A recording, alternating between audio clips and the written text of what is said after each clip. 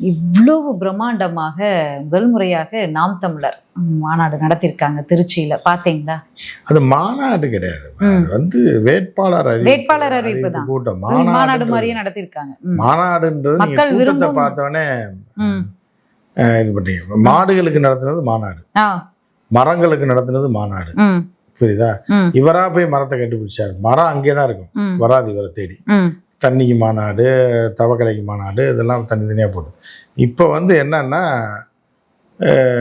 வீட்டில் இருந்த பிள்ளைங்க சமைச்சிக்கிட்டு இருந்தது எல்லாத்தையும் கூப்பிட்டு சீட்டை கொடுத்து எல்லாம் கையை தூக்கி வீட்டில் போனதுக்கப்புறம் தான் வெடி வச்சு மாற்றத்தை விரும்பும் மக்களின் மாநாடு அப்படின்னு சொல்லி தான் அவர் பேர் வச்சிருக்காரு. அவர் பேர் வச்சிருக்காரு.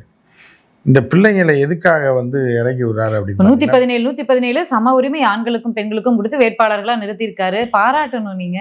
அதை தான் இப்போ பாராட்ட தானே செஞ்சுக்கிட்டு இருக்கு. இப்போ என்ன இன்னைக்கு சீமான் பாராட்டாம இருந்திருக்கு.